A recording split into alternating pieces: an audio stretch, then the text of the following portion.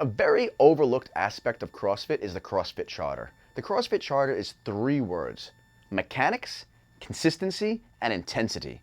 What do those 3 things mean? It's a formula. It's a formula of progressing an athlete through different loads, different volumes of work, different thresholds of training, right? First, we want to make sure the person is able to move mechanically well. What does that mean? Are they moving? Are they doing functional movement patterns? Are they moving the way that their body was designed to move? Right?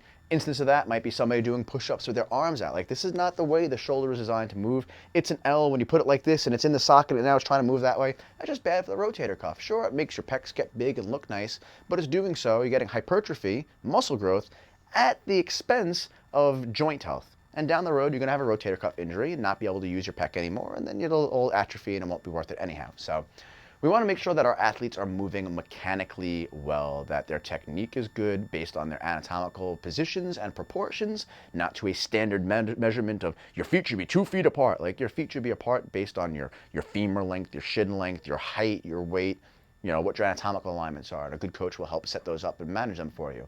Then, are you able to move well through those positions? Can you go from point A to point B without deviating? Can you do them consistently? If we set you up with no weight, are you able to do it in different volumes, different speeds, different positions, under different levels of fatigue? Can you stay consistent with that movement pattern? And then we want to talk about intensity, right? How do we create more challenge for the body? Because the body grows, develops, and gets stronger based on adversity. By finding adaptation to adversity, we find growth and development, right? So the 3 ways that we can increase intensity for a workout are by increasing load, by increasing the speed at which the movements are done, or the volume of movements that are done. Now, each of these has their own individual risk factors, right? The safest one to progress somebody up first is by volume, right? Doing 1 more rep probably ain't gonna kill you, right? You doing an air squat?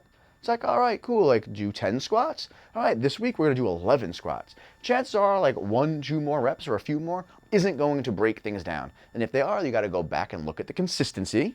Like, oh, things aren't moving so consistently well. Let's go back to our mechanics and drill and use skills and drill techniques to help improve those mechanics, right? So first one we have is going through our volume, right? Increasing the volume. Next is speed, right? The more that you speed things up, the less time there is to correct, and the quicker and easier it is to make errors, right? So when you go fast, things get sloppy, which is why we always say slow is smooth, smooth is fast, right? So, and there's a little bit more risk involved with moving quickly because, like I said, you're having less time to correct things as they're going on.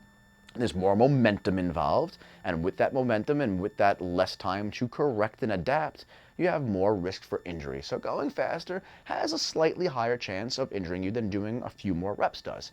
And then we have load. And this is very often the one that most people progress with first because our egos get involved. And we're like, I can do 5 more. I can do 10 more pounds. Oh, I've already PR'd twice in this lift today. Let me try to do more. Being unsatisfied with the accomplishments that we've already had, we try to push that envelope even further rather than be like, hey, I did enough today for me to come back tomorrow and do even more. Right? And load has the most chance of injuring you. If you put too much load on the bar and you're not structurally ready, guess what? It's not like, hey, we're slowly wearing out this ligament. It's a, hey, guess what? That ligament reached its maximum capacity, and now at maximum capacity, bam, it's snapping. It doesn't just stretch and go, okay, it's okay. So as we're progressing athletes through these things, we want to make sure that we're following that charter, that we're moving mechanically well, that they're able to do it consistently well under different demands of stress, demands of workout movements, of patterns and orders of operation, and then under what intensity that we do that. And if we find that an athlete is halfway through a workout and their mechanics and consistency have gone to crap, we damn well as coaches should go up to them and say, hey, you know what? We're taking this weight off the bar because you're not moving mechanically well, and we want mechanics and consistency. The other reason for this too is by doing bad movement patterns and stressing on a load that we shouldn't be lifting, we're reprogramming our brain, our neurology that fires our muscles, muscle memory, to remember that pattern. Which is why we have a great thing we do in the gym is once we hit like 1 rep sets and maybe mechanics are starting to falter because that load has become so much, we always go back and redo reps at 20, 30, at most 40% of our weight. This way we can go through with a very light rep on that bar and go back and reprogram the brain to proper movement patterns to reensure that the muscle memory is last thing it remembers is doing the movement right, not incorrect at the heaviest weight possible. The muscles will remember that load, but we want to program that neurological system to be able to maximize on its potential and control those muscles the best that it can.